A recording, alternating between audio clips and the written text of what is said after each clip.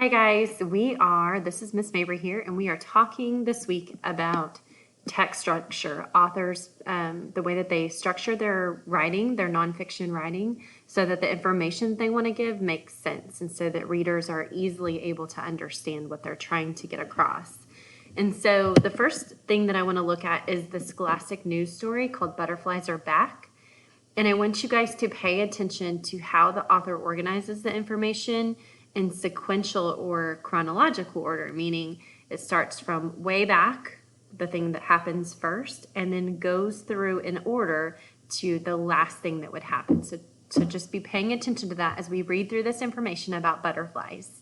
Butterflies are back. In the spring, the sky fills up with butterflies. One of these butterflies took an extra long trip. Can you guess which one? Monarchs on the move. We definitely know that this is a nonfiction text. Notice some of these text features that we've talked about. Bold words that we can find in the glossary to look up the meaning. We have captions. We have close-up pictures. We have a map. So we've got all of these headings. So this is definitely a nonfiction text. Can you find the monarch butterfly on the cover? Monarch butterflies make an amazing trip every year. It's a beautiful sunny summer day. You look up into the sky, you see a bright orange and black monarch butterfly fluttering by. You turn around and see another and another. Soon the sky is full of monarchs. Where did these beautiful butterflies come from? Too cold for butterflies. To answer that question, we need to go back in time.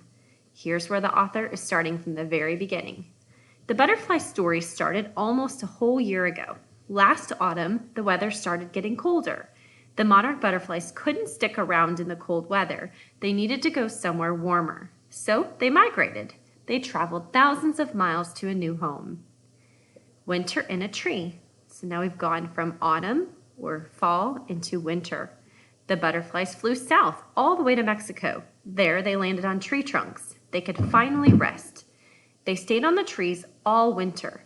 These trees make a perfect winter home for monarch butterflies. Flying north. Winter turned to spring. The weather got warmer back up in north. It was time to migrate again. The monarchs flew back north. This time they stopped along the way. They laid their eggs on milkweed plants. You guys learned that from looking at the butterfly life cycle. Those eggs hatched into caterpillars, and the caterpillars were hungry. They munched on the milkweed plants. They ate and ate. Soon they went through a metamorphosis. They grew and changed until they were adult butterflies. Those adults flew north. They flew and flew. They laid eggs on milkweed plants. Those eggs hatched and turned into butterflies too. This happened over and over again, just like a pattern. Spring turned to summer. Finally, some adult butterflies made it to the northern parts of the United States. They had reached their summer home at last. Summer vacation. And now that brings us back to those butterflies filling up the sky. Those butterflies will stick around all summer. They will rest on colorful flowers and flutter by in warm summer breezes. They will enjoy the summer sun until the weather starts to get cold in the autumn. Then they will need to migrate south and start the whole big trip all over again. So here's a map showing their migration patterns.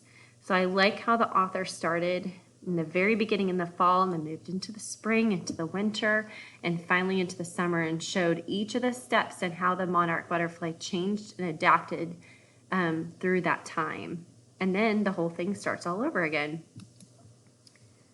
All right, and this is just one of those quizzes. I want you guys to take the quiz from the story. As you go back and look through the story, I want you to take the quiz and just write it on a piece of paper, and this will be one of your checks for one of your assignments. So write 1, 2, 3, 4 and answer those questions based on what you learned from the story. So this author chose to do their story in chronological order or sequential order.